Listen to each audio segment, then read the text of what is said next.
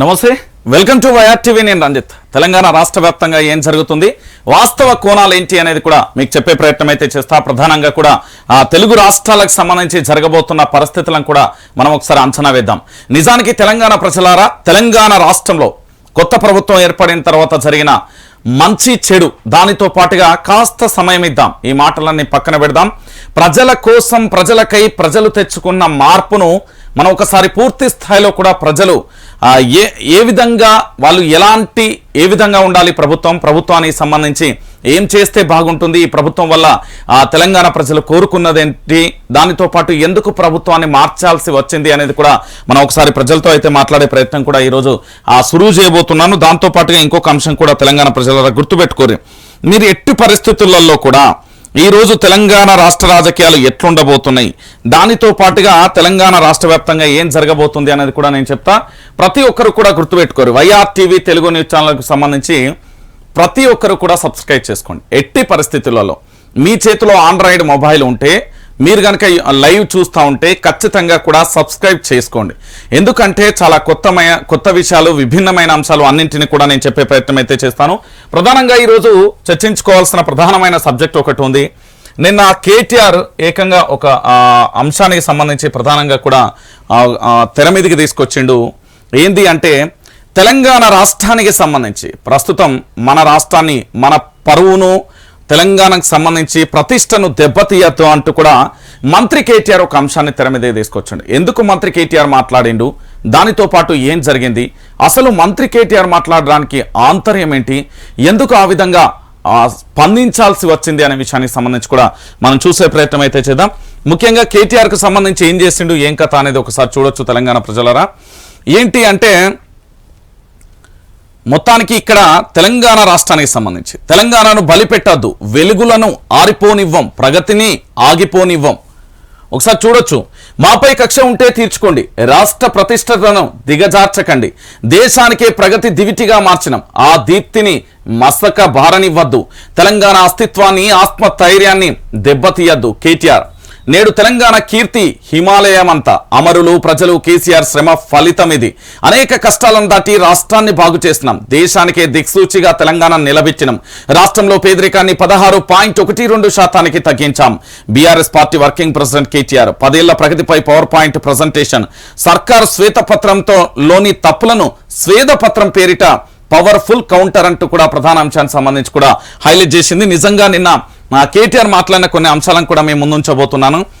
50 లక్షల కోట్ల సంపద సృష్టించినాం, రాష్ట్ర అప్పు 3,17,015 కోట్లు మాత్రమే, 6,71,757 కోట్ల అప్పు అసత్య ప్రచారమే, అప్పులతో పోలిస్తే 16 రెట్లు పెరిగిన ఆస్తులు, లేని అప్పును చూపిస్తున్న కాంగ్రెస్ ప్రభుత్వం, విఫల రాష్ట్రంగా చిత్రీకరించే కుట్ర కేటీఆర్, ప్రాజెక్టులని బదనాం చేయొద్దు, పాలమూరు కాళేశ్వరం ప్రధాన పనులను పూర్తి, మీరు కాలువలు తవ్వండి, నీళ్ళివ్వండి, సీతారామ చనక కోరాట ప్రారంభించండి, ఏ విచారణకైనా మేము సిద్ధం, అన్నింటినీ న్యాయంగా ఎదుర్కొంటాం, కాంగ్రెస్వి 6 కాదు 412 హామీలు, ప్రజల కోసం పోరాడుతూనే ఉంటాం మంత్రి కేటీఆర్ అంటూ కూడా ప్రధాన అంశానికి సంబంధించి కూడా హైలైట్ చేసిన పరిస్థితి కనబడుతుంది. అయితే నిన్న కేటీఆర్ చెప్పిన దాంట్లో కొన్ని విస్తుపోయే ఆశ్చర్యాన్ని వ్యక్తం చేసే అంశాలు కూడా ఉన్నాయి మిత్రులారా.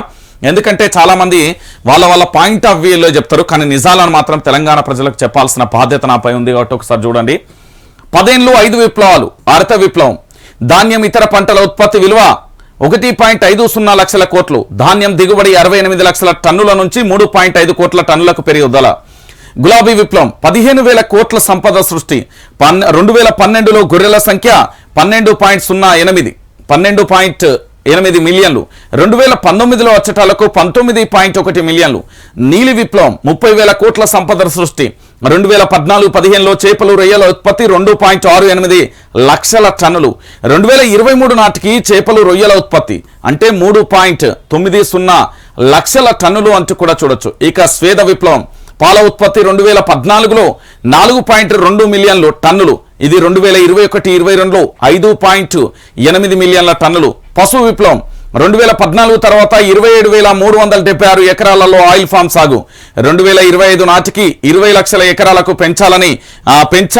పెంచాలని లక్ష్యం అంచు కూడా ప్రధాన అంశానికి సంబంధించి కూడా హైలైట్ చేసిన పరిస్థితి కనబడ్డది. మీరు ఒకసారి ఈ విషయాన్ని అంతా చదువుతా, తర్వాత ఏం జరిగింది ఏం కథ అనేది చెప్తా. తెలంగాణ రాష్ట్రం దేశానికే ఆ స్తంభం, దానిని ఆగిపోనివ్వం, ప్రజల పక్షాన నిలబడతాం. తెలంగాణ సమష్టి సంపద అది ఒక్క వ్యక్తిదో ఒక పార్టీదో కాదు, 4 కోట్ల ప్రజల సమష్టి సంపద అని బీఆర్ఎస్ వర్కింగ్ ప్రెసిడెంట్ మాజీ మంత్రి కె తారక రామారావు అన్నారు. తెలంగాణను ఎవరు అగౌరవపరిచే ప్రయత్నం చేసినా బీఆర్ఎస్ చూస్తూ ఊరుకోదని తేల్చి చెప్పేశారు. బీఆర్ఎస్ పరిపాలనపై అసెంబ్లీ సాక్షిగా తాము ఏ విచారణకైనా సిద్ధమని చెప్పారు. ఆ విషయాన్ని మళ్ళీ గుర్తు చేస్తున్నామంటూ కూడా చూడొచ్చు. ఇక తప్పు చేస్తే భయపడతాం, కానీ ఏ తప్పు చేయకుండా నిందలిస్తే మాత్రం భయపడేది లేదు అంటూ మంత్రి కేటీఆర్ చెప్పిండు. అయితే ఇక్కడ ప్రధానంగా కూడా ఏం జరిగింది, ఏం కథ అనేది కూడా ఒకసారి మనం మాట్లాడే ప్రయత్నం అయితే చేద్దాం. తెలంగాణ ప్రజలారా గుర్తుపెట్టుకోరి, కేసీఆర్ లేదా కేటీఆర్ లేదా హరీష్ రావు, కవిత ఇది కుటుంబ పాలన అని మనం, ఎందుకంటే 2014 నుంచి మనం ఈ విషయాలన్నీ కూడా మనం మాట్లాడిన విషయాలే. ఒకసారి ఆ గతంలో మాట్లాడినవి కూడా నేను మాట్లాడినవి కూడా మేము ముందుంచే ప్రయత్నం చేస్తున్నాను. ఇక్కడ జరిగిన తప్పేంటి అంటే 2014 నుంచి 2023 వరకు కేసీఆర్ అనే వ్యక్తి ఏం చేసిండు, ఏం కథ అనేది తెలంగాణ ప్రజలకి ఇప్పుడు చెప్దాం. ఏంటి అంటే ఇక్కడ వీళ్ళు సంపద సృష్టించులు, గొర్రెల విషయంలో, చేపల విషయంలో, పాల విషయంలో, వరి ధాన్యం విషయంలో, దాంతో పాటుగా ఇంకొక రకంగా చెప్పాలంటే ఆల్మోస్ట్ అంటే నీటికి సంబంధించి ఇదివరకు గతంలో 2014కు ముందు అనేక గ్రామాలు, అనేక పట్టణాలకు కూడా ఎండాకాలం వచ్చిందంటే నీళ్లకు బిందెలతోని వెళ్ళిపోయాల్సిన పరిస్థితి వచ్చింది. ఈ 4-5 విషయాలను చాలా క్లారిటీగా కూడా చేశారు, వాస్తవం ఇది. కానీ ఇక్కడ వీళ్ళు చేయకుండా పోయింది ఏంటి అంటే, ఇక్కడ ఒకటి కేసీఆర్ అనే వ్యక్తి ప్రజల్ని కలవకపోవడం ప్రధానంగా కూడా జరిగిన విషయం. అయితే ఇప్పుడు ఉన్న ముఖ్యమంత్రి ప్రజలను కలవాల్సిన బాధ్యత ఉంది. మరి నేను ఏంది ప్రజావాణి పెట్టిన మహాత్మా జ్యోతిరావు పూలేకి సంబంధించి ప్రజావాణి, ఆ ప్రగతి భవన్ పేరు మార్చడం, కంచె బద్దలు కొట్టినం, నేను ప్రజల్లోనే ఉంటున్నాను అనడానికి ఇక్కడ సంకేతం లేదండి. వాస్తవం ఏంటంటే తెలంగాణ ప్రజలరా ఒకసారి మనం గుర్తుపెట్టుకోవాలి, కేసీఆర్ అనే వ్యక్తి ప్రజలను కలవలే, రేవంత్ రెడ్డి అనే వ్యక్తి ప్రజల కోసం ప్రజా దర్బార్ ప్రజావాణి అని పెట్టినా అన్నాడు.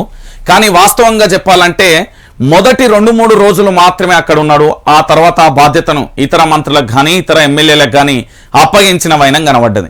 ఇక ఆ విషయానికి మాత్రానికి గదివెట్టుడు ఎందుకు అనేది తెలంగాణ ప్రజల నుంచి వస్తున్న వాదన. నెంబర్ 1, ప్రజలను ముఖ్యమంత్రి కల్వకుంట్ల చంద్రశేఖరరావు ముఖ్యమంత్రిగా ఉన్నప్పుడు ప్రజలను కలవలేదు. నేను ప్రజలను కలుస్తా, ప్రగతి భవన్కు సంబంధించి ఏంది అంటే దాంట్లో ప్రజలకు అందుబాటులో ఉంటా, ప్రతి ఒక్క సామాన్యుని కలుస్తా అని చెప్పిండు. అది కలవడం లేదు అనే విషయాన్ని ఒకసారి గుర్తుపెట్టుకోవాలి. ఇక రెండోది, నిరుద్యోగులకు సంబంధించి ప్రధానమైన పోరాటం జరిగింది.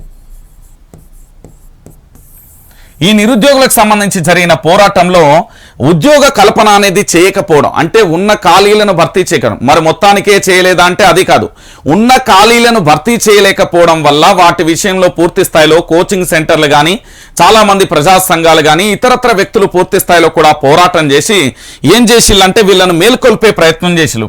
మేల్కొల్పితే ఏంటంటే వీళ్ళు పోరాట బాట బట్టి ప్రతి గ్రామానికి, ప్రతి మండలం వాళ్ళ గ్రామాలకు వెళ్ళినప్పుడు, అమ్మా నువ్వు ఓటు బీఆర్ఎస్ పార్టీకి వేయద్దు, ఎందుకంటే మన ఇంట్లో ఉద్యోగాలు వచ్చినాయా, నేను ఇంత చదువుకున్న ఏడ రాలేదు అనే విషయాన్ని వీళ్ళు ప్రజల్లోకి తీసుకెళ్ళిళ్ళు. సో దానివల్ల ఇక్కడ ప్రభుత్వం ఏర్పడితే, ఇక్కడ నిరుద్యోగులకు సంబంధించి కొత్తగా ఏర్పడిన ప్రభుత్వానికి సంబంధించి కానిస్టేబుల్ అభ్యర్థులు జీవోను పూర్తి స్థాయిలో రద్దు చేయాలి అంటూ కూడా అదే కాంగ్రెస్ పార్టీకి సంబంధించిన బక్క జడ్సన్ కానీ, అటు ఉస్మానియా యూనివర్సిటీ విద్యార్థి మైపాల్ యాదవ్ కానీ వీళ్ళందరూ కూడా మళ్ళొకసారి పోరాటం చేసిళ్ళు. అంటే మరి గత ప్రభుత్వానికి ఈ ప్రభుత్వానికి తేడా ఏంటి అనేది గుర్తుపెట్టుకోవాలి. ధర్నా చౌక్ ఎత్తేసినాం, నిరసనలు వ్యక్తం చేయండి, మీరు ధర్నాలను చేసుకోవచ్చు అనే సంకేతాన్ని ఇవ్వడం కాదు. ప్రజాస్వామ్యబద్ధంగా ప్రజాస్వామ్యంలో ఏదైనా చేయొచ్చు, అది ప్రజలకున్న స్వేచ్ఛమైన హక్కు. అయితే దీంట్లో జరిగే విషయం ఏంటంటే ఇక్కడ నిరుద్యోగులకు సంబంధించి నాడు అదే పరిస్థితి ఎన్నుకున్నారు, నేడు అదే పరిస్థితి వచ్చిన పరిస్థితి కనబడ్డది. ఇక మూడో అంశం ఏంటంటే తెలంగాణ ప్రజలారా గుర్తుపెట్టుకోరు, ప్రభుత్వాలు చేసే తప్పులని కాదు. ఇక్కడ మీరు ప్రధానంగా కూడా శ్వేతపత్రం రిలీజ్ చేసాం, బీఆర్ఎస్ పార్టీకి సంబంధించి ఇన్ని లక్షల అప్పు చేసింది అనేది చెప్పారు. మరి ఇన్ని లక్షల అప్పు చేసింది అనేది చెప్పిన తర్వాత దాదాపుగా కేవలం ఇక్కడ అభివృద్ధి జరగలేదా అంటే బ్రహ్మాండంగా కూడా జరిగింది, పూర్తిగా జరగలేదు అనడానికి అసలు సమస్య లేదు. బీఆర్ఎస్ ప్రభుత్వం అనేది అభివృద్ధి చెయ్యలేదు అంటే అది తప్పు. బీఆర్ఎస్ ప్రభుత్వం వైఫల్యం చెందింది కొన్ని విషయాలలో అంటే ఒప్పుకుందాం. ఎట్లా నిరుద్యోగులకు ఉద్యోగ అవకాశాలు కల్పించకపోవడం కానీ, ప్రజల్ని కలవకపోవడం కానీ, దాంతోపాటు కొన్ని సమస్యలకు సంబంధించి స్పందించకపోవడం కానీ, కొన్ని తన తప్పిదాలు అంటే అధికారులు చేసినా లేకపోతే ఇతరత్ర అనుకోకుండా జరిగిన తప్పిదాలను కూడా ఆ భారాన్ని కూడా ప్రభుత్వం మీద మోపడం, ఎమ్మెల్యేలు చేసిన కొంత అంటే ఏంది ప్రజలకు సంబంధించి వాస్తవంగా ప్రజల్లోకి వెళ్లాల్సిన సమయంలో ప్రజలకు సంబంధించి పూర్తి స్థాయిలో కూడా ఆ ప్రజల భూములను కబ్జాలు చేయడం, లేకపోతే అనేక కేసులకు సంబంధించి బెదిరింపు, ఇవన్నీ కూడా ప్రభుత్వం మోయాల్సి వచ్చింది. ఇక్కడ ప్రభుత్వానికి సంబంధించి మంత్రి కేటీఆర్ అంటే మాజీ మంత్రి కేటీఆర్ గారు చాలా క్లారిటీగా చెప్పిండు. ఏమని చెప్పిండు అంటే 3,17,015 కోట్లు మాత్రమే తెలంగాణ రాష్ట్ర ప్రభుత్వానికి సంబంధించి అప్పు చేసింది.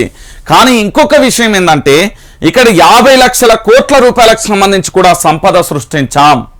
ఈ సంపద మేము సృష్టించినామంటే మీరు గుర్తుపెట్టుకోవాలి తెలంగాణ ప్రజలారా. ఈరోజు నిజంగా కూడా ప్రభుత్వానికి సంబంధించి కొత్తగా వచ్చిన ప్రభుత్వానికి సంబంధించి మేము శ్వేతపత్రం రిలీజ్ చేస్తామంటే దానికి కౌంటర్గా పూర్తి స్థాయిలో కూడా చెప్పిన పరిస్థితి కూడా కనబడ్డాయి. నేను మొన్న కూడా ఒక పీడిఎఫ్లో ఒక లైవ్లో కూడా చాలా క్లారిటీగా చెప్తున్నా దేనికి ఎంత ఖర్చు అయింది, ఎంత చేసిళ్ళు, ఏం కథ అనేది చాలా విషయాలలో మీకు వివరించే ప్రయత్నం అయితే చేస్తున్నాం. కానీ విషయం ఏంటంటే ఇక్కడ తెలంగాణ ప్రాంత ప్రజలు అనేక రకాలుగా కూడా ఆలోచించండి. ఇప్పుడు ఉదాహరణకు మిషన్ భగీరథ అనే ఒక పథకం కానీ, హరితహారం అనే పథకం కానీ ఒక మంచి ఉద్దేశంతో సదుద్దేశంతో ఒక మంచి ఉద్దేశంతో దాన్ని ప్రజల్లోకి తీసుకెళ్లాల్సిన బాధ్యతతో ప్రారంభించారు.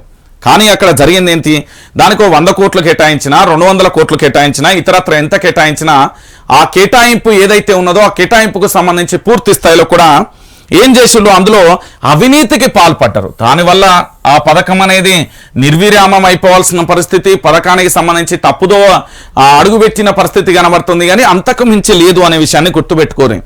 తెలంగాణ రాష్ట్రం ఏర్పడిన తర్వాత ఈ తెలంగాణ రాష్ట్రం చీకళ్ళు అవుతుంది, ఈ తెలంగాణ రాష్ట్రం మావోయిస్టు ప్రభావితం అవుతుంది, మావోయిస్టులు ఎక్కువగా కూడా అవుతారు, దాంతోపాటుగా చిమ్మ చీకట్లు అయిపోతాయి, తాగడానికి సుక్క నీళ్లు కూడా దొరకాయని నాటి ముఖ్యమంత్రిగా పనిచేసిన ఎవరైనా కిరణ్ కుమార్ రెడ్డి చెప్పిన ముచ్చట్లండి. మీరు గుర్తుపెట్టుకోవాలి. అలాంటి తెలంగాణ రాష్ట్రాన్ని కల్వకుంట్ల చంద్రశేఖరరావు ముఖ్యమంత్రి అయిన తర్వాత ఫక్తు రాజకీయ పార్టీగా ఏర్పడిన తర్వాత వాస్తవ కోణాలు ఏంటి అంటే ఇక్కడ తెలంగాణ రాష్ట్రానికి సంబంధించి కేసీఆర్ అనే వ్యక్తి అభివృద్ధి చేయలేదా అంటే చేసిండు. కానీ ఆయన అహంకారం అనేది పెరిగిపోవడం వల్ల ఈరోజు ముఖ్యమంత్రి ఓడిపోయిండు అనే విషయాన్ని గుర్తుపెట్టుకోవాలి. ఇక్కడ చాలామంది మనం మాట్లాడుతూ ఉన్నారు ఏంది అంటే శ్వేతపత్రం రిలీజ్ చేయగానే ఇక చూడుర్రి అగజూడుర్రి అనేది దానికి సంబంధించి కౌంటర్ అటాక్ లేకపోతే ఇంకోటో చేస్తున్నారు. కానీ నిజానికి తెలంగాణ రాష్ట్ర ప్రభుత్వం అభివృద్ధి అనేది చేసింది అనే విషయాన్ని మీరు గుర్తుపెట్టుకోవాలి. గొలుసుకట్టు చెరువులు అయితేనేని, ఈ రోజు ఉన్న రోడ్లకు సంబంధించిన అయితేనేని, ఈరోజు చాలా వరకు నిరంతరాయంగా కరెంటు పోకుండా వస్తున్న పరిస్థితులు అయితేనేమి, దాంతోపాటు ఆ పార్టీకి సంబంధించిన ఎమ్మెల్యేలు చేసిన సొంత తప్పిదాల వల్ల ఈరోజు ఒక ప్రభుత్వం అనేది కూలిపోయిన విషయాన్ని గుర్తు చేస్తున్నా మీకు. ఇక దానితో పాటుగా ఇక్కడ పూర్తిగా ఒక అంశాన్ని కూడా మీరు గుర్తుపెట్టుకోరి తెలంగాణ ప్రజలారా. అప్పు ఎంత ఉన్నదండి మనది? 3,17,015 కోట్లు మాత్రమే. ఎవరు చెప్పింది ఇది? మాజీ మంత్రిగా పనిచేసిన కేటీఆర్ చెప్పిండు. దీనికి సంబంధించి ఎక్కడైనా కౌంటర్ అటాక్ వస్తుందేమోనని నేను చూస్తే ఎక్కడా కూడా అది కనబడ్డ అంశం లేనే లేదండి. ఎందుకంటే దాని మీద అసలు స్పందించిన దాఖలాలే లేవు. ఎందుకో తెలియదు మరి. దానికి సంబంధించి ఎక్కడ చూసినా ఎవరు కూడా దానికి సంబంధించి స్పందించిన దాఖలాలు ఏ పేపర్లో కూడా లేదు. గుర్తుపెట్టుకోరు. చూడుర్రి మీరు. ఎందుకు అంటే ఇప్పుడు దాని లెక్కలు తీయాలి. లెక్కలు తీసి వాళ్ళు చెప్పాలి అంటే అంత సినిమా లేదాడ. వాళ్ళు లెక్కలు తీసి ఇవన్నీ చెప్పే అంత సినిమా అంత లేదాడ. ఎందుకు నేను ఈ విషయం చెప్తున్నానంటే కేటీఆర్ అనే వ్యక్తిని ఇప్పుడు కౌంటర్ చేయమని చెప్పారు. ఎందుకంటే ఆ విషయంలో క్లారిటీగా కూడా అది మొత్తం నేను చదివిన ప్లస్ ఆయన ఆ పవర్ పాయింట్ ప్రజెంటేషన్ కూడా నేను విన్న పరిస్థితి కనబడుతుంది. అందుకే నేనేం చెప్తున్నానంటే అధికారం కాంగ్రెస్ ప్రభుత్వం రాగానే శ్వేతపత్రాన్ని రిలీజ్ చేస్తాం. మీరు గుర్తుపెట్టుకోవాలి, కొన్ని ఊత పదాలు అనేది రొటీన్గా వస్తూ ఉంటాయి ఏ ప్రభుత్వం ఏర్పడిన తర్వాత. సరే, దానికి ఎగ్జాంపుల్గా మీకు కూడా ఒక ఉదాహరణ చెప్తా. తెలంగాణ ప్రజలారా గుర్తుపెట్టుకోరి. 2014లో ఇందిరమ్మ ఇల్లు మీ అందరికీ తెలుసునే. ఇందిరమ్మ ఇల్లులో కుంభకోణం భారీగా జరిగింది. దాని మీద నేను ఎంక్వైరీ చేస్తా, సిబిఐ ఎంక్వైరీ కూడా ఆదేశిస్తా, ఒక్కొక్కరిని కూడా అరెస్టు చేసేది, ఎవరిని వదిలేదు లేదు అంటూ కూడా గతంలో ముఖ్యమంత్రి కల్వకుంట్ల చంద్రశేఖరరావు అన్నాడు. ఇప్పుడు సేమ్ రిపీట్ గంతే. ఇక్కడ 2023 కచ్చటాలకు రేవంత్ రెడ్డి అనే వ్యక్తి ఏం చేస్తున్నాడు అంటే, నేను కాళేశ్వరం, మేడిగడ్డ, సుందిల్లా, అన్నారం అంటే కాళేశ్వరం ప్రాజెక్టుకు సంబంధించి పూర్తి స్థాయిలో కూడా మేము దాని మీద విచారణ చేస్తామంటూ కూడా చెప్తున్న పరిస్థితి. అంటే మిషన్ భగీరథ కానీ, మిషన్ కాకతీయ కానీ వివిధ శాఖలకు సంబంధించి పూర్తి స్థాయిలో కూడా అవినీతి జరిగింది అనే విషయానికి సంబంధించి చెప్పే ప్రయత్నం చేస్తున్నాడు అని అంటున్నారు. కానీ అది ఎంతవరకు ఇప్పుడు చూడండి, 2023 తర్వాత 24, 25 ఎన్ని సంవత్సరాలు గడిచినా కేవలం ఊపదంపుడు మాటలే, ప్రెస్ మీట్లే తప్ప దాంట్లో విచారణ ఉండదు. అల్టిమేట్గా ఏం జరుగుతుంది అంటే, కొత్త ప్రభుత్వానికి సంబంధించి నేను గ్యారంటీ హామీలు ఇచ్చినా అవన్నీ నెరవేర్చే పనిలో ఉన్నా వాళ్ళకెందుకు సమాధానం చెప్పాలి, వాళ్ళకేంది నేను చెప్పేది అనే కాడికి వస్తుంది. మీరు మళ్ళీ ఇంటరు గాడికి వస్తుంది. గుర్తుపెట్టుకోరు, ఒకరి మీద ఒకరు కక్ష సాధింపు అనేది మీరు గుర్తుపెట్టుకోవాలి. రాజకీయాలలో శాశ్వత మిత్రులు ఉండరు, శాశ్వత శత్రువులు ఉండరు. ఇక్కడ ఏంది అంటే అధికారం రాగానే వాళ్ళ పంచన చేయడం, అధికారం పోగానే వీళ్ళ పంచన చేరుతామనే ఒక నానుడి ప్రకారమే జరుగుతుంది తప్ప అంతకు మించి లేదు. కానీ ఇక్కడ నేనేం చెప్తున్నా అంటే, వీళ్ళ మీద ఎంక్వైరీ చేసి వీళ్ళందరినీ కూడా అరెస్టు చేస్తారు, కేసీఆర్ను జైలుకు పంపిస్తారు, కేటీఆర్ను అరెస్టు చేస్తారు, కవితను జైలు పంపిస్తారు, హరీష్ రావును అరెస్టు చేయాలంటే దానికి ఒక రూల్స్ ఉంటాయి, రెగ్యులేషన్స్ ఉంటాయి, దానికి సంబంధించి ఏంది ఓ ఎంక్వైరీ ఉంటుంది. పలానా అంశంలో పలానా కాడ వీళ్ళు తప్పు చేసిళ్ళు, ఆ శాఖకు సంబంధించి ఇంత అవినీతి జరిగింది, ఇదిగోండి తెలంగాణ ప్రజలారా అంటూ కూడా ప్రజల ముందు కూడా ఒక పెద్ద ఏమేం తప్పులు చేసిళ్ళు, ఏ శాఖలో ఎంత అవినీతి చేసిళ్ళు, అందులో వాళ్ళ హస్తం ఏంటి అనేది కూడా నిరూపించాల్సిన బాధ్యత ఉంది. నిజంగా ఇంకా నేను చెప్పాలంటే, ఈ కొత్తగా ఏర్పడిన ప్రభుత్వానికి చిత్తశుద్ధి అనేదే ఉంటే, నేను చెప్తున్నా టీఎస్పీఎస్సీ తెలంగాణ పబ్లిక్ సర్వీస్ కమిషన్కు సంబంధించి, ఇది నిరుద్యోగులకు సంబంధించి, ఉద్యోగాలకు సంబంధించి ఒక బోర్డు. ఇందులో ప్రక్షాళన చేస్తున్నామని చెప్పారు. ఇప్పుడు చైర్మన్ జనార్దన్ కానీ దానికి సంబంధించిన సభ్యులు కానీ రాజీనామాలను ఆమోదించకుండా అందులో జరిగిన తప్పిదాలకు వాళ్ళని బాధ్యులను చేస్తూ, ఎందుకంటే పూర్తిగా వాళ్ళు చైర్మన్ సభ్యులుగా కొనసాగిరు కాబట్టి వాళ్ళందరి మీద కేసులు పెట్టి మేము అరెస్టు చేపిస్తాం ప్రభుత్వం అధికారంలోకి రాగానే అని వీళ్ళు చెప్పారు. మరి చేస్తున్నారా? లేదు కదా. అంటే వాస్తవం ఏంది? అధికారం కోసం ఎన్నైనా మాట్లాడతాం, సీఎం సీట్ వస్తే చాలు, మాకు పదవులు వస్తే చాలు, ప్రజలు ఎక్కడ పోతే మాకేంది, ఏమైతే మాకేంది అనే కోణంలో వ్యవహరిస్తున్నారు అనే విషయం చాలా క్లారిటీగా క్లియర్గా మీరు గుర్తుపెట్టుకోవాలి. అంతేగా బండ గుర్తిది. ఎందుకు తెలంగాణ ప్రజలారా అంటే, వీళ్ళు చెయ్యాలి అనుకుంటే టీఎస్పీఎస్సీకి సంబంధించి అధికారంలోకి రాగానే దాని మీద ఎంక్వైరీ చేసి పూర్తి స్థాయిలో అరెస్టులు చేయాల్సిన బాధ్యత ఈ ప్రభుత్వం మీద లేదా? నిరుద్యోగులకు సమాధానం చెప్పాల్సిన బాధ్యత లేదా? ఈ రోజు నిరుద్యోగుల పోరాటం ఫలితమే కదా మాకు ఉద్యోగాలు రాలేదని ఆందోళన వ్యక్తం చేసి వెళ్ళిన పరిస్థితి కనబడ్డది కదా. ప్రక్షాళన చెయ్యదలుచుకుంటే టీఎస్పీఎస్సీకి సంబంధించి పూర్తి స్థాయిలో చెయ్యాలి, చేసి అరెస్టు చేయాలి. 6,71,757 కోట్లు కాదు, 3,17,015 కోట్లు మాత్రమే ఉన్నది. ఇంకొక అంశం ఏంటంటే 2014 నుంచి 23 వరకు తెలంగాణ ఆస్తులకు సంబంధించి 50 లక్షలకు సంబంధించి కోట్లకు సంబంధించిన సంపద సృష్టించామంటూ కూడా కేటీఆర్ చెప్తున్నాడు. మరి కేటీఆర్కి ఎక్కడన్నా ఏంది, కేటీఆర్కి సంబంధించి ఎక్కడన్నా కౌంటర్ అటాక్ జరిగిందా అంటే లేని ముచ్చట.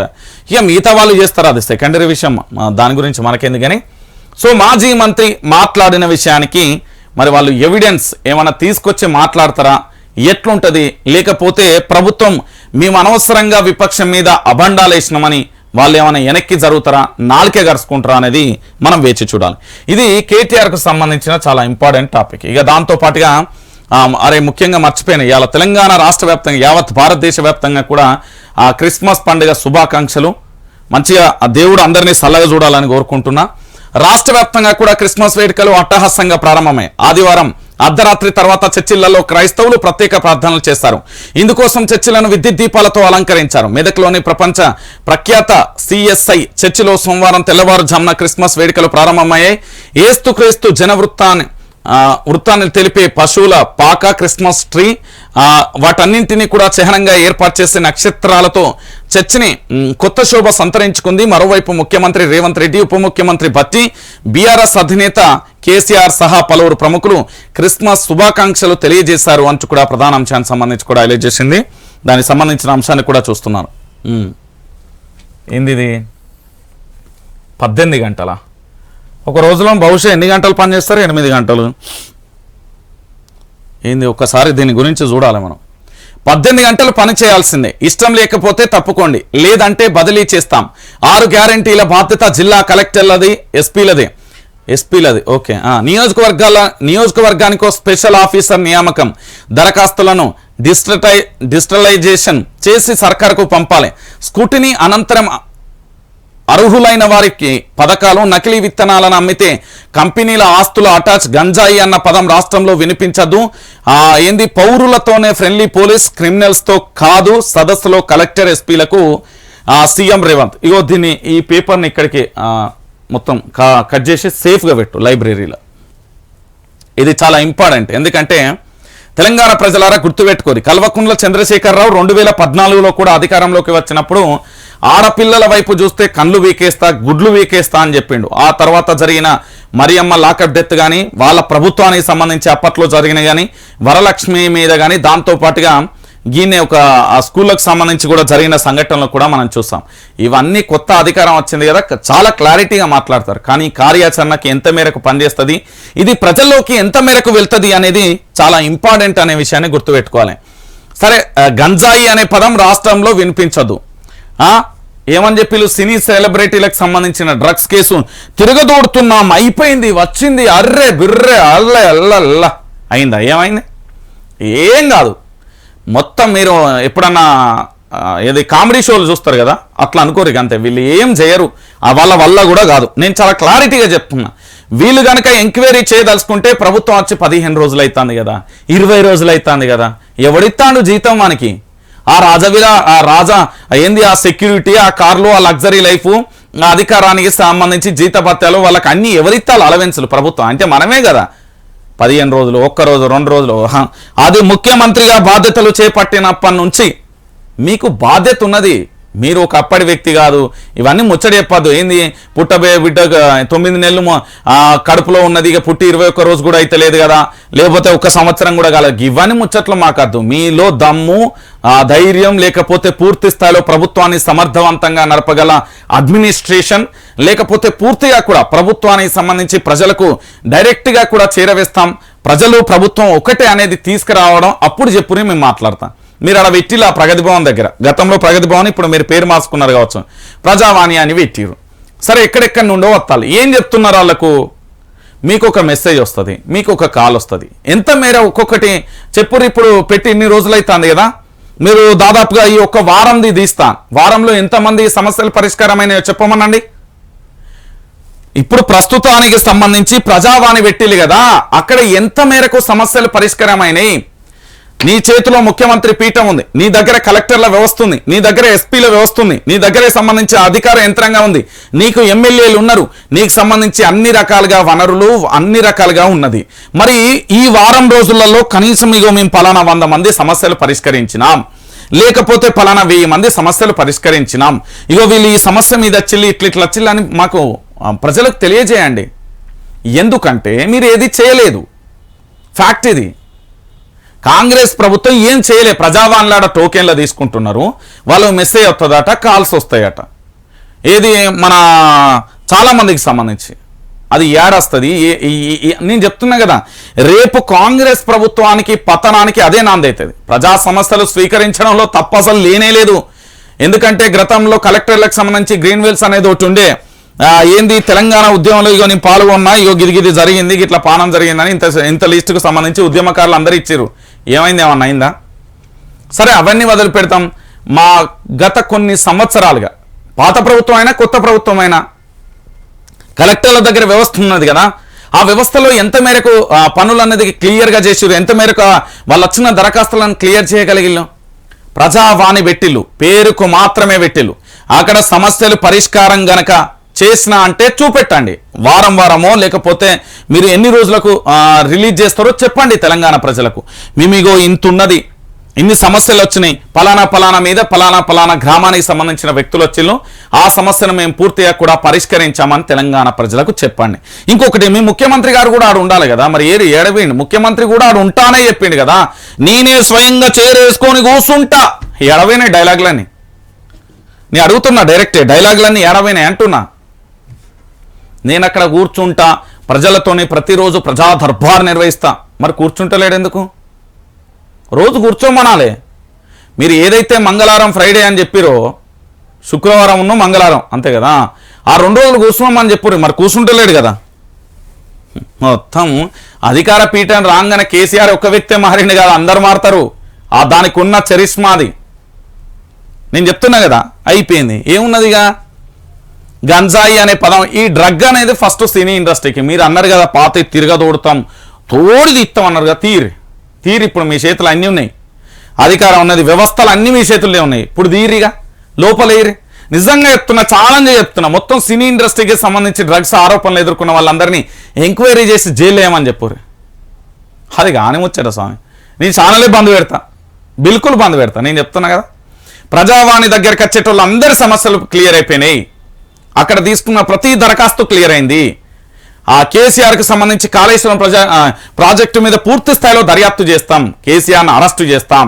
ఇటు సినీ ఇండస్ట్రీకి సంబంధించి గత ప్రభుత్వం చేసిన తప్పులన్నింటినీ కూడా మొత్తం ఎంక్వైరీ చేసి అరెస్టు చేస్తామని, అరెస్టు చేయరి, నీ వార్తలు చోటు బంద్ చేస్తాను. నేను చెప్తాను కదా,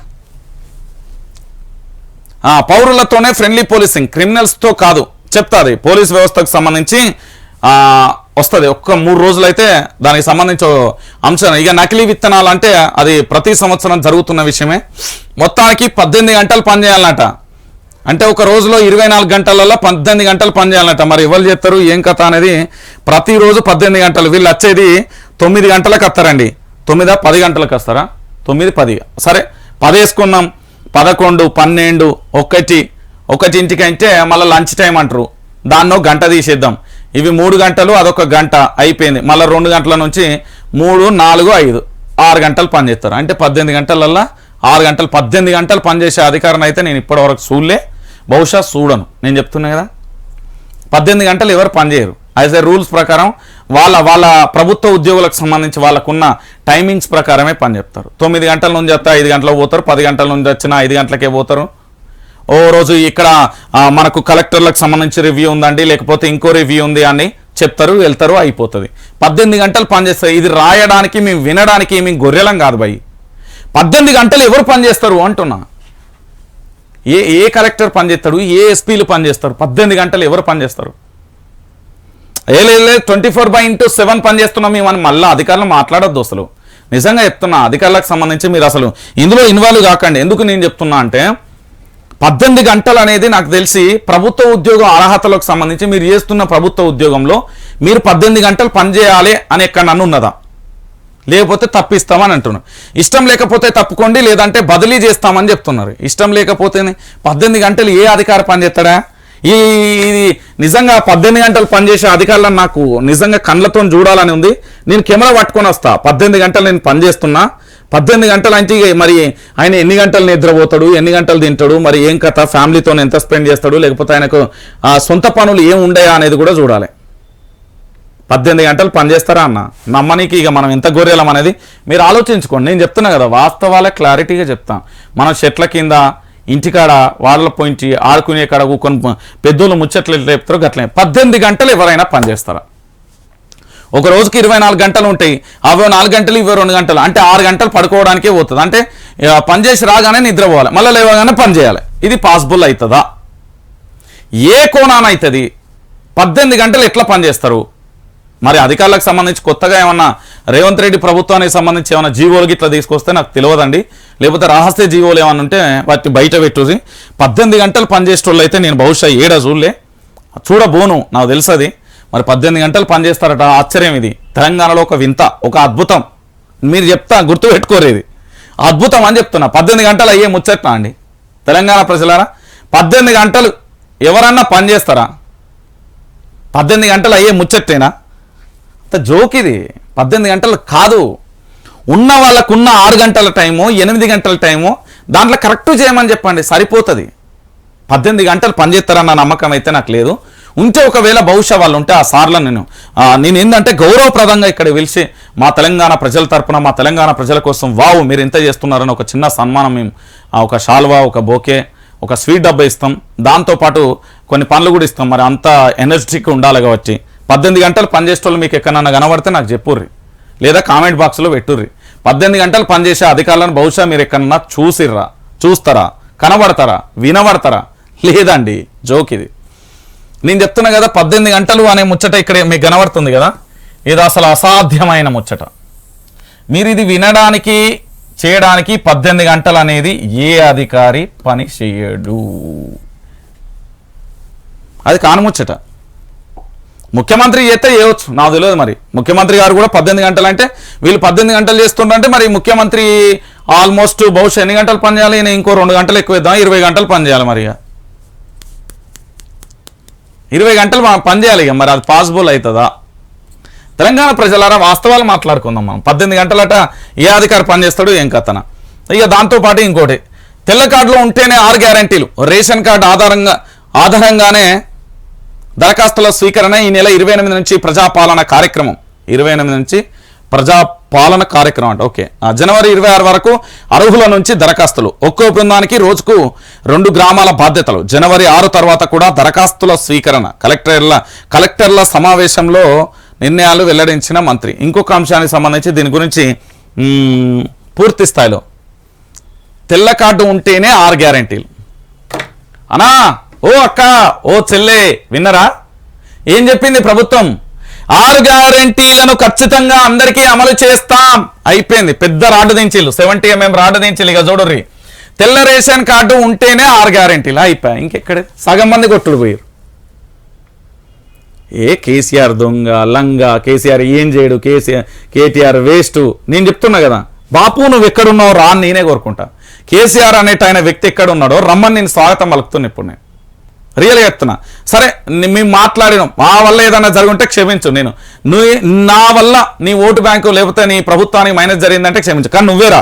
ఇగో ఎందుకంటున్నా తెలుసా, ఇగో ఇది తెల్ల రేషన్ కార్డు ఉంటేనే 6 గ్యారంటీలట. తెల్ల రేషన్ కార్డు ఎంతమందికి ఉందండి తెలంగాణ ప్రజలారా? చెప్పలేదా? తెల్ల రేషన్ కార్డు ఉంటేనే 6 గ్యారంటీలు అయిపోయా. సగం మంది కొట్టుడు వేలు. నేను చెప్తున్నా కదా, తెల్ల రేషన్ కార్డు ఉంటేనే 6 గ్యారంటీలు అంటున్నారు. ఇడ అయిపోయింది, సగం మంది కొట్టుడు వేరు. కల్వకుంట్ల చంద్రశేఖరరావు గారికి యార రంజిత్ రెడ్డి అనబడే నేను వయా టీవీ న్యూస్ ఛానల్ వేదికగా నన్ను క్షమించి మీరు మళ్ళా అధికారంలోకి రండి భవిష్యత్తులో మళ్ళీ 5 సంవత్సరాలైనా. ఎందుకంటే వీళ్ళు ఇచ్చిన హామీలకు వీళ్ళు చేసేదానికి పొంతన లేదు. వీళ్ళు ఏమని చెప్పిళ్ళు, 6 గ్యారంటీలను అందరికీ అమలు చేస్తామని చెప్పి ఇప్పుడు తెల్ల రేషన్ కార్డు అనే కిరికిరి పెట్టిరు. అయిపోయిందట, సగం మంది కొట్టుడు వేరు. చూడుర్రి, మీరే చూడుర్రి. మీకేదో దాన్ని ఏమంటారు, ప్రగతి భవన్ ముంగట మన కంచె తీసేసినామని చెప్పారు. మరి అక్కడ అసెంబ్లీ ముంగట కూడా కంచె తీసేయాలి కదా. అసలు తెలంగాణలో కంచెలే ఉండదు కదా. ఇవో తెల్ల రేషన్ కార్డు ఉంటేనే 6 గ్యారంటీలట. ఈ ముచ్చట అయిపోయింది. ఇంకెక్కడిది? ఇక ఒక 2 అయిపోయినాయి. ఇక్కడ మరో 7 అధికారుల బదిలీ. జాబితాలో 6 IASలు, 1 IPS. ట్రాన్స్పోర్ట్ కమిషనర్గా జ్యోతి బుద్ధప్రకాష్, పౌర సరఫరాల కమిషనర్గా GS చౌహాన్ అంటూ కూడా చూడొచ్చు. జిల్లా ఇన్ఛార్జ్ మంత్రుల నియామకం అంటూ కూడా ప్రధాన అంశానికి సంబంధించి కూడా హైలైట్ చేస్తుంది. ఏముంటుంది వాళ్ళు, ఏముండదు. వాళ్ళకు అనుకూలంగా ఉన్న వాళ్ళను వాళ్ళు తీసుకొచ్చి పెట్టుకుంటారు, వీళ్ళకి వ్యతిరేకంగా ఉన్న వాళ్ళను ఎక్కడికో ట్రాన్స్ఫర్ చేస్తారు. అది సర్వసాధారణంగా జరిగే విషయం, కొత్తగా ఏముండదండి, గుర్తుపెట్టుకోండి. అంతే, అంతకు మించి ఏముండదు అలా. ఏంది మనోళ్ళ కొలువుల మొనగాళ్ళు ఏంది, ఉద్యోగ ప్రతిభలో తెలంగాణ టాప్. క్రిటికల్ థింకింగ్ లో రాష్ట్ర యువత ఛాంపియన్స్. ఉద్యోగాలు పొందే యువత ఉన్న రాష్ట్రంగా గుర్తింపు. సంఖ్యా నైపుణ్యంలోనూ తెలంగాణకు మొదటి స్థానం వెల్లడించిన ఇండియా స్కిల్స్ 2024 నివేదిక. టీహబ్ టీ వర్క్ తో యువతను ప్రోత్సహించిన ఫలితం అంటూ కూడా చూడొచ్చు. ఆ కొలువులు సాధించడంలో తెలంగాణ యువత ముందంజలో ఉన్నది. నైపుణ్య సామర్థ్యం, క్రిటికల్ థింకింగ్ తో గరిష్టంగా ఉద్యోగాలను కొల్లగొట్టడంలో తెలంగాణ యువత దేశంలోనే మొదటి స్థానంలోనే ఉందని ఇండియా స్కిల్స్ 2024 నివేదిక వెల్లడించింది అంటూ కూడా చూడొచ్చు. మొత్తానికి మీరు చూడాలి, వాస్తవ కోణాలను మీరు భరించాలి. మీరు వాస్తవ విషయాలను ఏంది అంటే అర్థం చేసుకోండి. గరిష్ట ఉపాధి సామర్థ్యం ఉన్న యువత కలిగిన రాష్ట్రాలు ఏందండి? తెలంగాణ రాష్ట్రం 85.45%. తర్వాత కేరళ ఉంది, తర్వాత మహారాష్ట్ర, తర్వాత ఏపీ, ఉత్తరప్రదేశ్, కర్ణాటక, తమిళనాడు, బీహార్, పంజాబ్. ఏది ఉన్నది మనది? 85% ఉన్నది. మన తెలంగాణ యువత మామూలు అనుకుంటా. అరే రాష్ట్రం కోసమే తన తనువును కూడా వదిలేసిన గొప్ప గడ్డ తెలంగాణ గడ్డ. అలాంటి గొప్ప రాష్ట్రంలో ఇక చూద్దాం వీళ్ళు ఏం చేస్తారు, ఏం కథ అనేది కూడా చూడాలి కదా. ఇది గీడేమో వెట్టిలు. నిరసన కుస్తీ, కదిలిన కుర్చీ. భారత రెజ్లింగ్ సమైక్య రద్దు. మల్లయోధుల నిరసనతో దిగివచ్చిన కేంద్రం, నష్ట నివారణకు క్రీడా శాఖ కీలక నిర్ణయాలు. WFI నూతన పాలక మండలిపై వేటు, రెజ్లింగ్ కు రిటైర్మెంట్ ప్రకటించిన బ్రిజ్భూషణ్, వరుస ఆరోపణలతో మాజీ అధ్యక్షుడి ప్రకటన, పోరాటం కొనసాగిస్తామంటున్న మహిళా రెజ్లర్లు అంటూ కూడా ప్రధాన అంశానికి సంబంధించి చేతులు గాలినాక ఆకులు పట్టుకుంటే ఏమన్నా అత్త మల్లన్న ఎల్లన్న పుల్లన్న ఏమన్నా వస్తుందా అని మనకు ఏమన్నా వస్తుందా? గదే జరిగింది భారతీయ జనతా పార్టీకి సంబంధించి. ఒకసారి గుర్తుపెట్టుకోరు, అది ప్రభుత్వమైనా అధికారులైనా ఎవరైనా కానీ ఎక్కడైతే ఒక నిరసన, ఎక్కడైతే పూర్తి స్థాయిలో నిరసన కానీ ధర్నా కానీ ఒక ఆరోపణ కానీ వినిపించినప్పుడు సమగ్రంగా విచారణ జరిపించి పూర్తి స్థాయిలో అక్కడ తప్పు జరిగితే వెంటనే ఆ శాఖ అయినా ఏదైనా రద్దు చేసేసి వాళ్ళకి న్యాయం చేయాలి. కానీ ఇక్కడ ప్రభుత్వాలకు సంబంధించి ఇది భారతదేశ ప్రభుత్వంలో ఉన్న దౌర్భాగ్యమా లేకపోతే ఇతర దేశాలలో ఉన్నదో నాకు తెలియదు, కానీ అంతటా కూడా ఇదే జరుగుతున్న పరిస్థితి అయితే కనబడుతుంది. నేను చెప్తున్నా కదా, ఇప్పుడు చేతులు గాలిని ఆకులు పట్టుకుంటే ఏమవుతుంది? అది ఎప్పుడో చేయాల్సిన పని. మీకు తెలియదా? ఢిల్లీలో పాపం ఆ మహిళా రిజ్లర్లకు సంబంధించి ఎట్లా ఏడ్చుకెళ్ళిళ్ళండి, ఎంత దారుణం అండి, ఎంత బాధ అండి, బాధాకరమైన విషయం. అవన్నీ మీకు తెలిసిన విషయాలే. ఇంకా చలి అయితే ఇడవని ఈగ రాష్ట్రం అంతా చలి తీవ్రత 10 రోజులుగా క్షీణిస్తున్న రాత్రి ఉష్ణోగ్రత. ఉత్తర తెలంగాణలో సింగిల్ డిజిట్ కు NH161ను కమ్మేస్తున్న మంచు. మరో 3 రోజులు మరింత చలి తీవ్రత. వాతావరణ శాఖ హెచ్చరిక అంటూ కూడా చూడొచ్చు. తెలంగాణ ప్రజలారో ఒకటి యాది పెట్టుకోరి, మీరు ప్రయాణం చేసేటప్పుడు జర జాగ్రత్త, బయటికి పోయేటప్పుడు జర పైలం, ఎందుకంటే ఆ మంచుతోని యాక్సిడెంట్లు ఎక్కువైతున్నాయట. జర పైలంగా పోరి, తొందర ఏం లేదు, గుర్తుపెట్టుకోరు తెలంగాణ ప్రజలారా. రైట్, ఇక కేసీఆర్ను తిట్టే పత్రికలకు మొదలు పెడదాం. ఇక పూర్తి స్థాయిలో కూడా ఏం జరుగుతుంది, ఏం కథ అనేది చూద్దాం. కేసీఆర్ విధ్వంసకారుడు, రాష్ట్ర వనరులను దోచుకున్నారు, అవినీతిలో ఐఏఎస్లను భాగస్వామ్యులుగా చేశారు. Retired IAS Akunuri Murali sir. ఈ సార్ పట్ల నాకు అపారమైన నమ్మకం, విశ్వాసం ఉన్నది. సార్ ఏం చెప్పిండు దాని తర్వాత మళ్ళీ నేను చెప్తా, ఓకేనా తెలంగాణ ప్రజలనా? ఎందుకు అంటే పక్కా సార్ చెప్పింది అంతా కూడా మనం వినాలి. ఎందుకంటే ఒక ఐఏఎస్ ఆఫీసర్గా పనిచేసిన వ్యక్తి, అయ్యో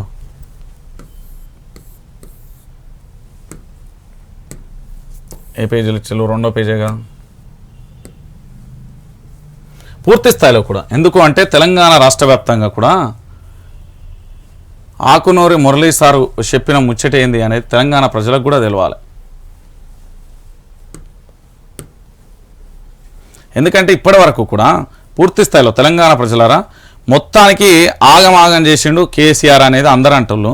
సో కేసీఆర్కి సంబంధించి ఏం ఆగం చేసిండు, ఎట్లెట్లా చేసిండు అనేది కూడా తెలంగాణ ప్రజలకు కూడా చెప్పాల్సిన బాధ్యత ఉంది.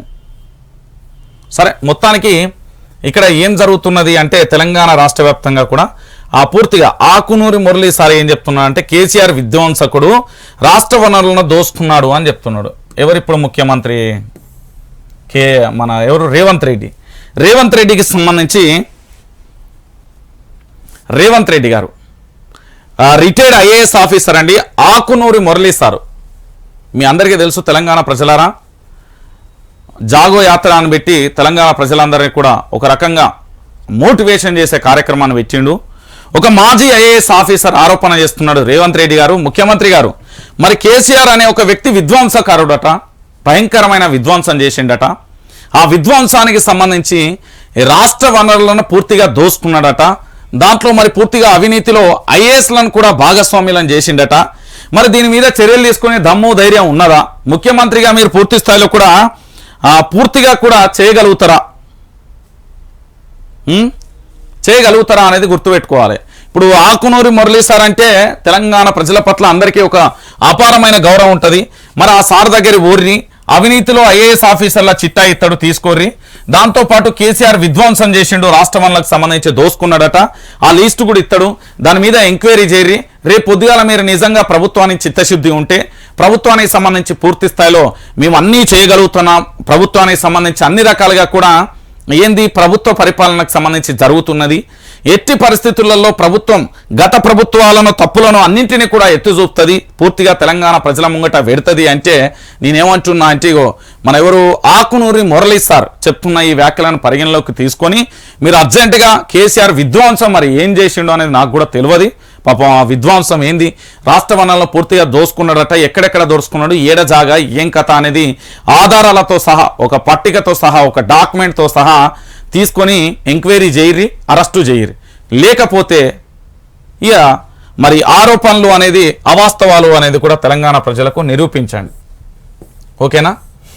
ఇక్కడ ఏందట, కారు బ్రేక్ డౌన్ ప్రశ్నార్థకంగా మారిన పార్టీ మనగడ ఏం కాలే. నేను చెప్తా దీని గురించి. కారు పార్టీ ఏమైతుంది ఎటు పోతుందో ఫ్యూచర్ చెప్తా, ఎందుకంటే పూర్తి స్థాయిలో ఏం జరిగింది అనేది చెప్తాను. ఉత్తర దక్షిణ తెలంగాణలో దాదాపుగా కనుమరుగు. ఎంపీలుగా పోటీ చేసేందుకు సిట్టింగ్ల అనాసక్తి, గెలుస్తామనే కాన్ఫిడెన్స్ ఉన్న వారి కోసం వెతుకులాట, సిట్టింగ్ స్థానాలలో నెగ్గడం గగనమే. కేసీఆర్ సీన్లోకి రాకుంటే ఉనికి కష్టమేనంటున్న క్యాడర్. మహారాష్ట్రలో పోటీ పైన మల్లగుల్లాలు, ఓడిపోతే డిపాజిట్ కూడా రాకపోతే అంటూ డౌట్. సొంత రాష్ట్రంలోనే ఓటమి అవమానంతో అధినేత ఆలోచనలపైన పార్టీ భవిష్యత్ అంటూ కూడా చెప్పారు.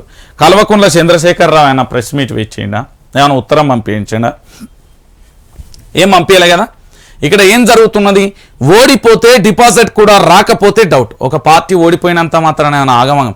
ఇక చూడు, కారు బ్రేక్ డౌన్ అంటే కల్వకుంట్ల చంద్రశేఖరరావును ఎవ్వరు కూడా నమ్మే పరిస్థితులలో లేరు. తాను ఒక వ్యూహంతోనే వస్తాడు. ఆ సింహం ఏంది సైలెంట్గా ఉన్నది, ఆ మౌనంగా ఉన్నాడు అంటే దాని వెనుక చాలా పెద్ద కథ నడుతుంది. మీరు ఏం టెన్షన్ పడకుర్రి, పేపర్లకు కావాల్సిన కంటెంట్ మళ్ళీ కేసీఆర్ ఇస్తాడు, మీరు మంచిగా రాసుకుంటారు. రంది పడకుర్రి, మీకు ఏమైనా రంది అయితే చెప్పుర్రి, నేను కేసీఆర్ దగ్గర తోలుకపోతా. పాపం ఏం పని లేదు ఇప్పుడు. కేసీఆర్ ఖాళీగా అదేంది ఇంట్లోనే ఉన్నాడు. మీకు కావాలంటే అపాయింట్మెంట్ ఫ్రీగానే, ఇప్పుడు అపాయింట్మెంట్ లేరు, ఎవరైనా కలవచ్చు, పోయి కలువుర్రి. కానీ కేసీఆర్ కారు డౌన్ అయింది, బ్రేక్లు అయినాయి. ఎంత పర్సంటేజ్తో బీఆర్ఎస్ ఓడిపోయిందో తెలుసా మీకు? తెలంగాణ ప్రజలారా, ఒక 2% ఓటు శాతం, 2% ఇంతకు మించి ఈ పర్సంటేజ్తో పోలే. వీళ్ళకు 39 వచ్చినాయండి. ఎంఐఎం ఎట్లా 7 ఉంటాయి.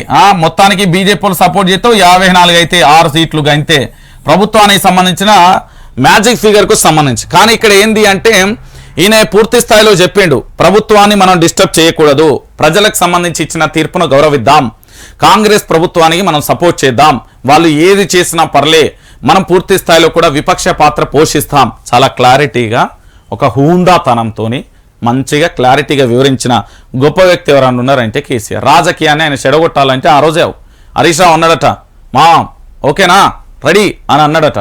కానీ వద్దు, మీ పని మీరు చూసుకోర్రి అని చెప్పిండంట. గుర్తుపెట్టుకోరు, ఇక్కడ కార పార్టీకి ఏమైతుంది ఏం కాదు. కొత్తగా వచ్చిన పార్టీగా ఆటోమేటిక్గా క్రేజ్ అనేది వస్తుంది, హైప్ అనేది వస్తుంది, అన్నీ వస్తాయి.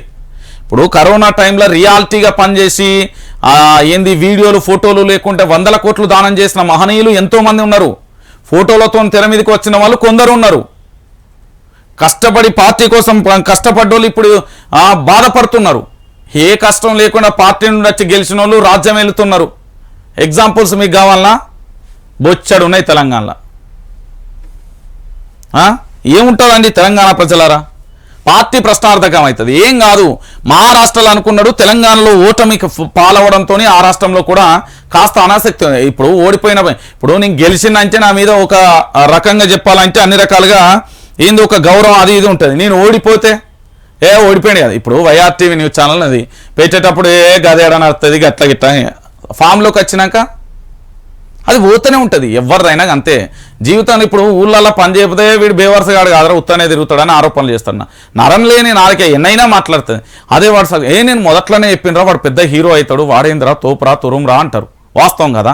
ఇంతే కేసీఆర్ అనే వ్యక్తి ఓడిపోయిండు. ఓడిపోతే ఏమైనా కిరీటాలు పడిపోయినా, ఆయన హూందాతనం ఏమైనా పడిపోయినా, ఆయన ఏడున్న సింహమేరా నాయన. అది ఒక స్ట్రాటజీ ప్రకారం వస్తుంది, గట్టి స్ట్రాటజీతో వస్తుంది. మళ్ళా కొడితే కుంభస్థానం బద్దలవుతుంది. గుర్తుపెట్టుకోరి తెలంగాణ ప్రజలారా, అదే జరగబోతున్నది అనే విషయాన్ని మీరు చాలా క్లారిటీగా కూడా గుర్తుపెట్టుకోరి. ప్రస్తుతం తెలంగాణ రాష్ట్ర రాజకీయాలలో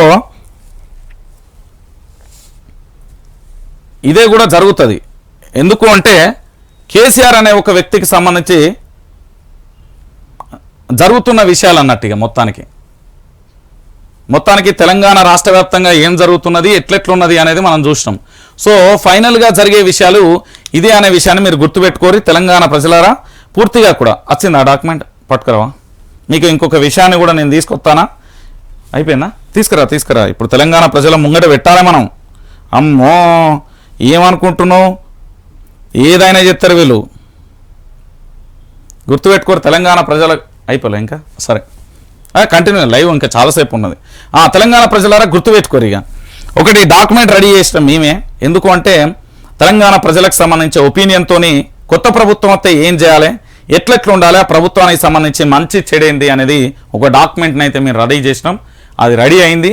ఇక ఇంకొక 3-4 గంటలు అంటే సాయంత్రం లైవ్కు మీకు అందజేస్తాం. సో ఏంది అంటే ఆ డాక్యుమెంట్ సాయంత్రం నేను రివీల్ చేయబోతున్నా. ఇక ఉత్తర తెలంగాణ దక్షిణ నేను చెప్తున్నా కదా, ఏం కాదు ఇక్కడ అనాసక్తి ఎవరు లేరు. ఇప్పుడు ఎంపీగా పోటీ చేస్తా రారని చేస్తే అవకాశం ఇస్తా అంటే ఊకుంటారా? పోయి పోటీ నాకు కాదు, ఎగ్జాంపుల్ చెప్తున్నా. ఎవరికైనా టికెట్ ఇస్తా అంటే ఊకుంటాడా? కష్టమో నష్టమో కింద వండో మీద వండో బిర్రో అది చేసో ఇది చేసో గెలవడానికి సాహసం చేస్తారు ఎవరైనా. ఓడిపోవడానికి ఎవరు సాహసం చేయరు. కేసీఆర్ అనే వ్యక్తిని మీరు అంత ఏంది అంటే అంచనా ఏకూరి. ఇంకొకటి ఏంటంటే కేసీఆర్కి సపోర్ట్గా మాట్లాడుతుండ్రు. రంజితాన్ని ఎంత తీసుకున్నాడు అంటే తీసుకురారి, మీరే ఎంత తీసుకున్నాడో తెలుసుకోరి, ఎంక్వైరీ చేయర్రి, సిబిఐ ఎంక్వైరీ చేయర్రి, ఈడీ ఎంక్వైరీ చేయర్రి. ఓకేనా? రంది పడకుర్రి. ప్రశ్నించే గొంతుకగా నా బాధ్యత నేను చేస్తా అంతే. ఎందుకంటే ఈయన ఓంగనైన మీద అబాండాలేసుడు, ఈయనేదో దొంగ లంగానేడు లేకపోతే అది చేసిండ, ఆయన అయిపోయింది భయ్. ఆయన మీద కోపం వచ్చింది, ఎల్లగొచ్చిర్రు. ఇప్పుడు ప్రేమున్న ఆయన పీఠం మీద ఉన్నాడు, ఏం చేస్తాడు అనేది ఇప్పుడు మనకు కావాలి. ఇక ఎట్లా కోపం ఉన్నాడు కదా, అయిపోయింది కదా అని అనుకుంటారు కదా. కోపం ఉన్న ఆయన ఎందుకు ఇప్పుడు నా మీద కోపం ఉన్నా, నన్ను తిట్టేటోడు తిడతాడు, పోయేటోడు పోగొడతాడు. వాస్తవం కదా. ఇక మొత్తానికి కేసీఆర్కు సంబంధించి ఏం జరుగుతున్నది ఏం కథ అనేది చూస్తున్నాం. ఏం కాదు, ఎంపీ ఎలక్షన్లకు సిద్ధమవుతున్నాడు. 17 స్థానాలలో 14 గెలవాలని వాళ్ళు ఫిక్స్ అయ్యారట. మరి ఏ పార్టీ గెలుస్తారు ఏం కథ అనేది కూడా మనం కూడా వెయిట్ చేయాలి. కానీ కార్యాచరణ రెడీ అవుతుంది. యుద్ధంలోకి భయంకరమైన మంచి మంచి వ్యక్తులనే తీసుకొస్తాడట. దానికి సంబంధించి కూడా చూస్తున్న పరిస్థితి చూస్తున్నాం. ఇక దాంతోపాటుగా వైట్ రేషన్ కార్డు ఉంటే ఇక అయిపోయింది, సగం అయిపోయింది కాంగ్రెస్కు సంబంధించి ప్రభుత్వం. వైట్ రేషన్ కార్డు ఉంటేనే 6 గ్యారెంటీలు అయిపోయాయి. ఇంకెక్కడిది ఇప్పుడు వైట్ రేషన్ కార్డు అంటే ఇప్పుడు ఏదైనా కార్ తీసుకున్నారు, ఎగ్జాంపుల్ చెప్తాను, దానికి ఐటీ ఫైల్ చేయాలి, రేషన్ కార్డు అవుట్ చెప్తున్నా ఎగ్జాంపుల్. తెలంగాణ ప్రజలారా ఇట్లా చెప్పుకుంటూ పోతే చాలా ఉంటాయి, 1-2 కాదు ముచ్చట్లు. నేను చెప్తున్నా కదా చాలా ఉంటాయి. ఆల్మోస్ట్ మనకు 70 mm రాడ్ దించిర్రు. కొత్త ప్రభుత్వం మార్పు సూపర్గా చూపెట్టింది. రాడ్ దించింది, మనకు 70 mm సినిమా చూపెట్టింది. వైట్ రేషన్ కార్డు ఉన్న వాళ్ళకి 6 గ్యారెంటీలు అయిపోయాయి. ఇంకెక్కడిది మంచిగా ఉన్నదా ఇప్పుడు అనుభవించుర్రి అంటున్నాడట కేసీఆర్. ప్రజల నుంచి ఇప్పుడు మార్పు కోరుకుంటాను. మీరు ఆగురు, వెయిట్ చేయర్రి. రైట్. ఇగో బీపీఎల్ పరిధిలోనే రేషన్ కార్డు. ఇక చెప్పినా కదా, ఇక ఇదంతా ఇక రేషన్ కార్డులకు సంబంధించి సవాలచ్చ పెడతారు. ఇప్పుడు చూడుర్రి మీరు, దీనికి ఆధార్ కార్డు, పాన్ కార్డు, దాంతో పాటుగా మస్తు ఉంటాయి. దానికి ఇంకా పూర్తిగా అన్నీ కూడా రావాల్సి ఉంటుంది. అవన్నీ వచ్చినాక తెలంగాణ ప్రజలారా మేము ముందు పెడతా. ఇక ఆర్డర్స్ రాలే అధికారుల కొత్త సాకు ధరణి అప్లికేషన్ పరిష్కారానికి నో పెండింగ్లో లేదా తిరస్కరణకే మొగ్గు. కొత్త వెబ్సైట్ వస్తుందంటూ కాలయాపన. కొందరు కలెక్టర్లు తహసీల్దార్ల వింతపోకడన. 2.31 లక్షల దరఖాస్తులకు లభించని మోక్షం. ధరణి పోయి భూమాతనే ఏదో తీసుకొస్తాలట కాంగ్రెస్ ప్రభుత్వానికి సంబంధించి. భూమాత మరి భూమాతకు సంబంధించి ఎంత మేరకు అది మార్పులు చేర్పులు ఉంటాయి. వాళ్ళు ఏంది అంటే ఇతర దేశాల కంపెనీలకు ఇచ్చిళ్ళు ధరణి వెబ్సైట్, అది లేదు ఇక్కడనే పెడతాం, అదేంది గవర్నెన్స్ వాళ్ళకు ఇస్తామని, ఇక్కడ ప్రభుత్వ వెబ్సైట్లను చూసే వాళ్ళకి ఇస్తామని చెప్పిర్రు. అది ఏ పార్టీ అమలవుతుంది ఏం కథ అనేది మనం చూడాలి. దీంట్లో కొంత లేట్ అయితే అయ్యే అవకాశాలు అయితే వాస్తవమైన విషయం గుర్తుపెట్టుకోర్రి. ఇక ఇంటర్ బోర్డు సెక్రటరీగా శృతి ఓజా అంటూ కూడా చూడొచ్చు. రంగారెడ్డి జిల్లా కలెక్టర్కు ఉద్వాసన అంటూ కూడా మరో అంశానికి సంబంధించి కూడా హైలైట్ చేసే పరిస్థితి కనబడుతుంది. ఇక ఇంకొక అంశాన్ని కూడా చూడొచ్చు. మొత్తానికి 50,000 డ్రైవింగ్ లైసెన్స్ల సస్పెన్స్. హైదరాబాద్ సైబరాబాద్ పరిధిలో ఆర్టీఐ ఆఫీసర్లకు పోలీసుల సిఫారసు. డ్రంక్ అండ్ డ్రైవ్లో పట్టుబడిన వారికి షాకు.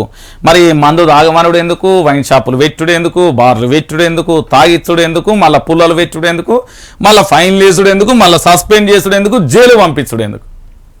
ఓరా నాయన, ఈ భూమి మీద కొంతకాలం బతకనీకి వచ్చినాం, గా పని చేసుకొని పోదాం. ఇక్కడ ఏంటంటే మనల్ని మనం శిక్షించుకొని మనల్ని మనమే చంపుకునే తట్టు చేసుకోకూరి. మనం మనుషులం, మనం క్రూరముగాలం కాదు. ఆ విషయానికి సంబంధించి గుర్తుపెట్టుకోరి. లైసెన్సులు మరి ఎందుకో ఇవన్నీ కొత్త ప్రభుత్వం తీసుకొచ్చింది 50,000 డ్రైవింగ్ లైసెన్స్. ఈ గత ప్రభుత్వంలో మీద ఆయన సార్ కేసీఆర్ పాలనలో తాగుబోతుల తెలంగాణ చేసిండు. అప్పుడు ముక్కా సుక్కా ఉంటేనే మనం తెలంగాణ పండుగ చేసుకోవాలనుకున్నాడు, మేము దాయినామని వాళ్ళు చెప్తారట. మరి ఏం చెప్తారు దానికి సమాధానం?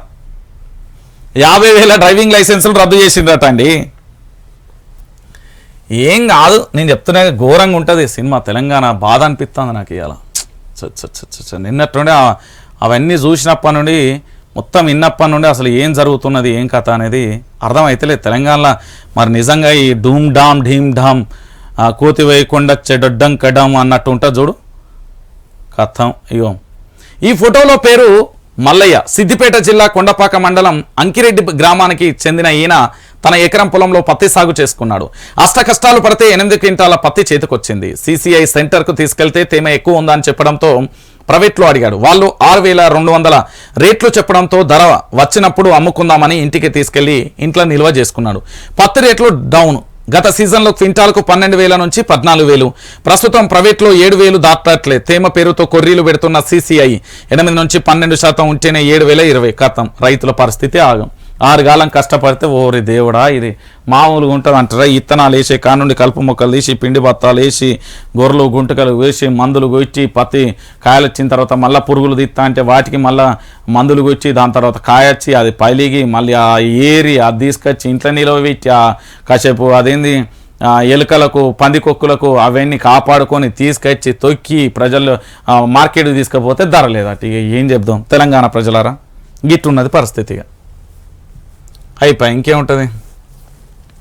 ఇక మీరు పోతున్నారు కదా మేడారం. 2 నెలల ముందే మేడారానికి పోటెత్తిన భక్తులు. కరోనా రద్దీ భయంతో ముందస్తు మొక్కులు. సమ్మక్క సారలమ్మ గద్దెల వద్ద తోపులాట. తల్లులను లక్షల మందికి పైగా భక్తులు దర్శించుకున్నారు. త్రాగునీరు, టాయిలెట్లు, బాత్రూంలు లేక అవస్థలు. అలా తాగునీళ్ళు ఏడున్నాయి, టాయిలెట్లు ఏడున్నాయి, బాత్రూంలు ఏడున్నాయి. ప్రతి ప్రభుత్వం వచ్చినప్పుడు కూడా గిట్టనే జరుగుతుంది. ఏముంటుంది? ఏం లేదు. ఇంకేమైనా ఉన్నాయా? ఏం లేదు. ఎందుకంటే తెలంగాణ ప్రజలారా మీరు గుర్తుపెట్టుకోవాలి. ఇగో గింతే సేమ్ కల్వకుంట్ల చంద్రశేఖరరావు యాదత్తానికి గిట్లనే ఊకుంటాడు. ఆయన కూడా ఇక్కడ ఊకుంటాడు. ఇటు పక్కన హరీష్ రావు, కేటీఆర్ కూకుంటాడు, అటు ఆఫీసర్లు కూకుంటారు. ఇక చేస్తారు అంతే. ఇంకేముంటుంది? ఏం ఉండదు. ఇక ప్రతి పేదకు అభయహస్తం ఏమై అయిపోయింది. మీరు పేదకు అభయహస్తం ఎడిస్తారు. మీరు వైట్ రేషన్ కార్డు ఉంటేనే ఇస్తా అంటారు. రేపు ఇల్లు కూడా గదే పెట్టిర్రు అనుకో, తెలంగాణ ప్రజలు కూడా గదే పనిచేస్తారు. తెల్ల రేషన్ కార్డు ఉంటేనే అన్ని ఇస్తారట. అయిపోయింది. అవుట్డేటెడ్గా సగం మందికి కొర్రీలు పడ్డాయి. మీరు చూడరు. ఏం ఉండదు. తెలంగాణ ప్రజలారా గుర్తుపెట్టుకోరు. ఇక నేను ఏమంటున్నానంటే తెలంగాణ ప్రజలారా జర బాధపడకుర్రి, రంది పడకుర్రి. నేను ఒక విషయాన్ని చాలా క్లారిటీగా చెప్తున్నా. ఈరోజు తెలంగాణ రాష్ట్రానికి సంబంధించి జరగబోయే విపత్తు కానీ దానికి జరుగుతున్న పర్యవసనాలు కానీ వాస్తవాలు ఏంటి అనేది కూడా మీ ముందు పెట్టే ప్రయత్నం అయితే చేస్తున్నా. వైఆర్టీవీ తెలుగు ఒక ఏంది అంటే ప్రతి ఒక్కరూ సబ్స్క్రైబ్ చేసుకోవాలి. ఎందుకు చెప్తున్నా అంటే దాదాపుగా మనం ప్రజల్లోకి బలంగా వెళ్తున్నాం కాబట్టి ప్రతి ఒక్కరికి ఆన్లైన్లో వైఆర్టీవీ రంజిత్, జర్నలిస్ట్ రంజిత్ అనే పిల్లగాడు మా ఇంటోడే మంచిగా చెప్తాడు ముచ్చట్లు అనుకొని మీరు సబ్స్క్రైబ్ చేసుకోరు. వాస్తవ కోణాలు మాత్రమే నేను చెప్పే ప్రయత్నం చేస్తా. ప్రభుత్వానికి వ్యతిరేకంగా పోతున్నానో లేకపోతే కేసీఆర్కి అమ్ముడు పోయినానో నేను అన్నీ చెప్తున్నా కదా. ఒక్క ఎవిడెన్స్ ఫలానా కాడ అమ్ముడు పోయినావట, ఇగో సీసీ ఫుటేజ్, ఇగో డబ్బులు తీసుకున్నావట, ఇగో అమ్ముడు పోయినావట, ఇవన్నీ తీసుకొస్తే ఇదేంటి బంగారు పల్లెం లెక్క మీ చేతిలో పెడతా. మళ్ళీ మా వార్తల జోలి గుర్రాను ఎవ్వడేమి ఇయ్యలే. నిజాలను మీకు చెప్తే షేదు ఉంటే నాకు తెలుసు. కాంగ్రెస్ వాళ్ళు అయితే తిట్టుకుంటారు, బీఆర్ఎస్ వాళ్ళు అయితే పోగొడుకుంటారు. అల్టిమేట్గా అటు దాంతో పోయి ఇటు పడితే, ఇటు దాంతో పోయి అటు పడేటట్టుగా మీరు ఆరోపణలు చేసుకోకూరు ప్లీజ్. నేను ఎందుకు చెప్తున్నా అంటే వేస్ట్ ఆ చిల్లర కామెంట్లు, చిల్లర కథలు మనకద్దు. నేనేం చెప్తున్నా అంటే వాస్తవాలను మీకు చెప్తున్నా అంతే. నేను ఎందుకు చెప్తున్నా అంటే ఇప్పుడు తెలంగాణ ప్రజలు గుర్తుపెట్టుకోరు. కేసీఆర్కి సంబంధించి ఉంటే ఎట్లుండే ఇప్పుడు ఎట్లుంటుంది అనేది చెప్తున్నా అంతే. దాన్ని మీకు నచ్చకపోయినా, మీకు కోపం వస్తే, నాకు కోపం వచ్చినా, మీకు కోపం వచ్చినా ఏం ఉండదు. అనవసరంగా మీరు వేస్ట్గా టైం వృధా చేసుకోకూర్రి. మీ పనులు మీరు చేసుకోర్రి.